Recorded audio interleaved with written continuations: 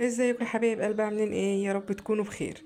كان عندي كده كرومبتين صغيرين كده، 3 كرومبات كده صغيرين كده، مش عارفه هما كام، لسه هشوفهم.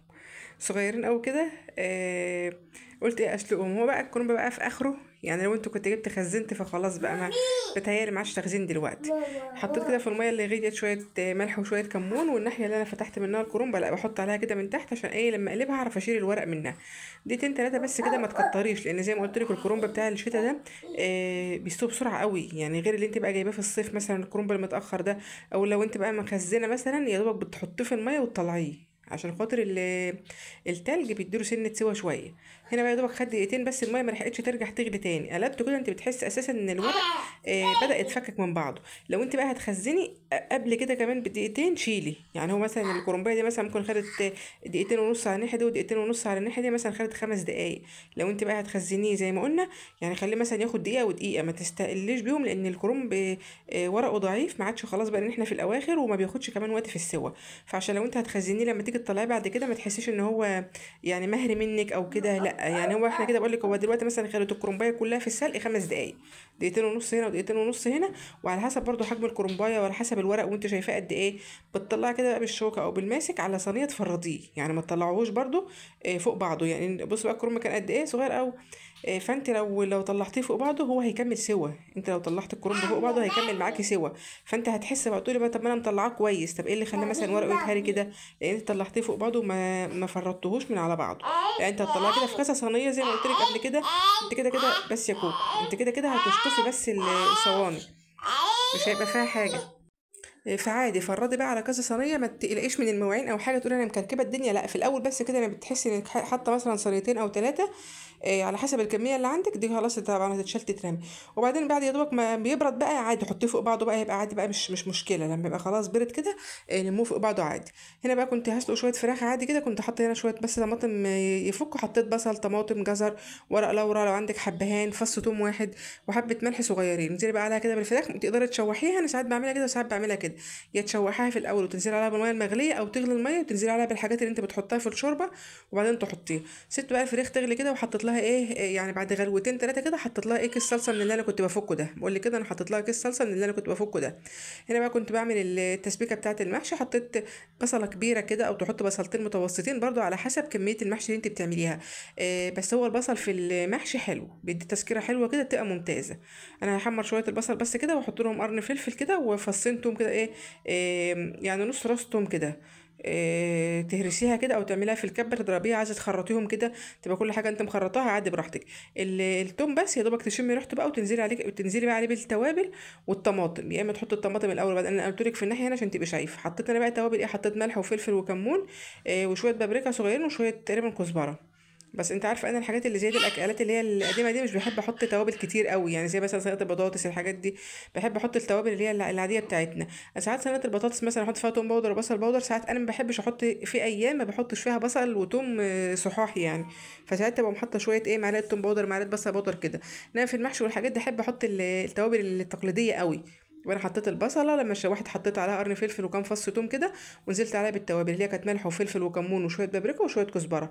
بتحب انت تحط بهارات محشي، بتحب تحط اي بهارات انت بتحبيها، كل دي يعني اذواق. نزلت بقى عليها بالطماطم كده، الطماطم دي كانت مسبكه انت شايفاها دلوقتي وانا بفك الاكياس الرمادي، انا كنت لسه مطلعاها، لان انا الحاجه دي كنت داخله الساعه 3 ما كنتش عملت حاجه في المحشي ده. يعني الساعه 3 انا ما كنتش عملت حاجه، انا برضو اتاخرت في التنزيل معلش، كانت بنتي تعبانه الصغيره، على ما قعدت بقى وقعدت انزل الحاجه دي.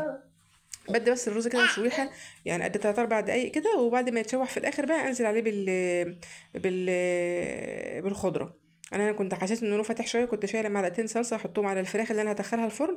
ما انتش بحمر الفراخ قد كده في الزيت، يعني بدخلها الفرن تبقى صحيه اكتر وتتشمع اكتر تبقى حلوه، يعني زي ما انا كنت عاملاها اخر مره كده. انزلي بقى عليها بالخضره كده في الاخر، ما تقلبيش بقى في الخضره كتير علشان تتنها خضره معاك. قلبتها كده بقى وبدات احشي بقى شويه، انا حشيت الحله دي بس، هو الكرنب صغير، وعلى فكره ما كانش فيه ورق، هو بقى يعتبر اكتريته الكرنب بقى من جواه فاضي دلوقتي، او مش عارفه يمكن المكان اللي انا فيه بس هو اللي كده بقى اكتريته ما فيهوش ورق قوي من جوه يعني. فانا حشيت الحله دي بس. انا كنت بحشي قبل كده مثلا صينيه واسيب صينيه مثلا صغيره لتاني يوم، بحشي حله واسيب حله صغيره لتاني يوم. حتى انا كنت عامله في الاول رز، حبه رز كتير يعني، سبتهم بقى ايه هسويهم بقى ايه, محشي بقى رز بس كده، رز محشي بس كده، لان انا كنت مزوده الكميه على اساس مثلا هيبقى الورق هيبقى كتير او كده، ان هما كان كذا كرومبه زي ما شفتيهم، بس طلعوا بقى ايه حبه صغيرين كده. فقلت بقى خلاص مش مشكله، كده كده العيال بيحبوا الرز بتاع المحشي ده حتى لو هو بس مستوي كده ايه لوحده. عايزه بقى زي ما قلت لك تشفي الحله، تشفي الصينيه، لو انت بتحبي الوش بتاعه يبقى متحمر ومتشمح كده زي ما انت شفت معايا كل مره، تعمليه في صينيه. الصينيه بتاخد كميه كبيره، بتاخد الصينيه كميه كبيره، ما تخافيش، لان هي بتبقى ارضيتها واسعه، بتاخد كميه كبيره. ولو انت مثلا فردين بس او ثلاثه وعايزه تجربي، جربي في صينيه وسط، جربي كده شوفي مثلا حشو الصينيه، سوى الصينيه على فكره بتستوي احسن كتير كمان من الحله. لو انت بتخافي من السوا بتاع المحشي، جربي في الصينيه، جربي في الصينيه كده، مثلا صينيه وسط، مش لازم صينيه كبيره، ممكن تكوني حاشيه مثلا في حله متوسطه، وعندك مثلا اصغر صينيه، اصغر حاجه زي اللي انت بتعملي مثلا فيها الكيكه دي، اللي هي بتاخد كوبايتين دي جربي فيها مثلا ايه شويه كده، شوفي طريقه تسويتها هتبقى عامله معاكي ازاي، برضو هتحبيها بعد كده. هتشوفي مثلا الصينيه بقى الكبيره تعملي فيها كل مره كده. اهم حاجه بس واحنا بنحشي واحنا بنسقي المحشي اللي هو بتاع الكرنب بتاع الشتا ده زي ما قلنا، ما بنسقيش الصف الاخير خالص، لان هو خلاص الكرنب حتى في الاخر بقى ما بياخدش سوا كمان اكتر يعني، يعني في اول الكرنب شويه بيبقى معقول شويه، في الاواخر بقى كده يعني ايه بيستوي بسرعه يعني. فخدي بالك بقى من وانت بتسقي الميه والحاجات دي كلها، الشوربه قصدي يعني، الشوربه اللي انت لو انت بقى طبعا بتبقى عامله شوربه لحمه وركناها او شوربه بط وركناها، احسن طبعا من شوربه الفراخ. بس انا النهارده عشان كنت عامله فراخ فسقيت بيها، وانا صراحه ما عنديش يعني الاوفر ده في ان انا مثلا عندي مكان في الفريزر ان انا اخزن فيه شوربه او كده، ما عنديش والله مكان خالص للحاجات دي. فبقى يعني خلاص بقى انا عامله فراخ، بعمل فراخ. انا لو ساعات كان بيبقى باقي مني مثلا تاني يوم مثلا حله محشي صغيره او صينيه صغيره وما بقيش عنده شوربه او حاجه، بعمل مرقه الدجاج دي يعني، بعمل تومه مثلا وبصل، تومه وصلصه، واحط عليها مكعبين مثلا الماجي، وانزل عليهم بميه مغليه، وتبلي بقى براحتك البهارات اللي انت بتحبيها. حطيت بهارات محشي، حطيت شويه فلفل، حطيت شويه كمون، خدي بالك من المكعبات، بتبقى مالحه شويه وبتبقى حلوه عادي الشوربه يعني. مش لازم كل مره يبقى بقى عندك شوربه او انت مخزنه شوربه او انت عامله في يوم شوربه، لا، في ناس عادي تحب تاكل المحشي ده، تقول لك مثلا تاني يوم ده بقى اقل معاه بطاطس، اعمل معاه حاجه كيس شيبسي، حاجات من دي. فانت هتعملي بقى لو مش عندك شوربه هتسقيه بايه؟ هتحط بقى هتعملي بقى مكعبات الماجي دي زي ما بقول لك بالميه المغليه والتوابل اللي انت بتحبيها كده، وهتسقي بيها، هتعجبك برضو، هتبقى ممتازه وكويسه وكل حاجه. ما تخافيش يعني، لو انت مش عندك شوربه جربي الماجي دي بتبقى حلوه. حتى انا ساعات بعمل بيها ملوخيه، والله ساعات اكتريت الاوقات احس ان المره اللي انا بعمل فيها الملوخيه بمكعبات مرقه الدجاج دي بتبقى احسن من الشوربه، مش عارفه ليه. ساعات اكيد يعني طبعا مش صحيح، بس ساعات كتير لما بعمل الملوخيه بالمكعبات الماجي دي بتطلع كويس. فانت عادي يعني، احنا نمشي دنيتنا، مفيش كده مفيش كده.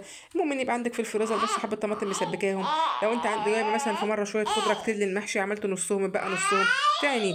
بس كده دخلت بقى، كنت انا كده كنت طلعت الفراخ كده، حطيتها كده في صينيه، ومعلقه بقى الصلصه اللي انا كنت شايلاها من التسبيكه، دهنتها بقى كده وادخلها الفرن. احسن بقى من القليه في الزيت، لا تشرب زيت ما تشربش زيت، بتنشف معاكي ما اعرفش ايه كده. دهنها، خدي بس معلقه صلصه كده من اللي انت بتبقي مسبكه، مش هتفرق معاكي يعني معلقه الصلصه اللي انت هتشيليها، ودخلها الفرن. هنا بقى كنت سقيت المحشي بقول لك كده يعني، تبقى الصف الاخير كده مش مسقي يعني، الصف الاخير كده مش مسقي يعني، المفروض الحبه اللي في الجنب دول كمان ما يبقوش مسقيين يعني. بقول لك الصف الاخير كده ايه مش مسقي، لما تنزلي في الميه الشوربه تحس ان هي تطلع عليه كده من فوق. عايزه انت بقى يعني انا في الاخر كده مثلا بحط له مثلا معلقتين سمنه، عندك معلقتين بس مش دلوقتي، كده كده التسبيكه فيها سمنه وكده. انا كان خلاص كان استوى، انا بقى كنت في الوقت ده لما شفته استوى جبت له بقى معلقتين سمنه عاديه من الصفايح العاديه، حطيت بقى عليه كده، رشرشت عليه كده من فوق معلقتين سمنه، لو انت عندك بلد هيبقى حلو. بس كده بقى كنت غرفناه، حطيت لهم الاكل بقى، والاكل ده حلو. الاسبوع الجاي ده بيقول اصلا ساقعه جامده، فالاسبوع الجاي ده بقى عايز المحشي والحاجات دي، محشي شوربه عدس، الحاجات الحلوه بتاعت الشتا دي، رز ومع طبيخ مثلا فاصوليا، الحاجات اللي هي بتدفي، في حاجات كده معينه كده تحس ان هي اكلات بتاعه الشتا، تحس ان هي اكلات شتا كده. بس تشوف الفراخ بتبقى طالعه متحمره وحلوه زي من الفرن، احسن بقى ما تقلي في الزيت وما اعرفش ايه وكده، وتحس ان هي حاجه مش صحيه. لا اعملها كده. الصدر كان طلع مني ان انا بعد ما اشيل الورك بسيب الصدر شويه في الشوربه يكمل سوا عشان يبقى حلو. محشي بيبقى سخن كده ومدخن وحلو. يلا الف هنا.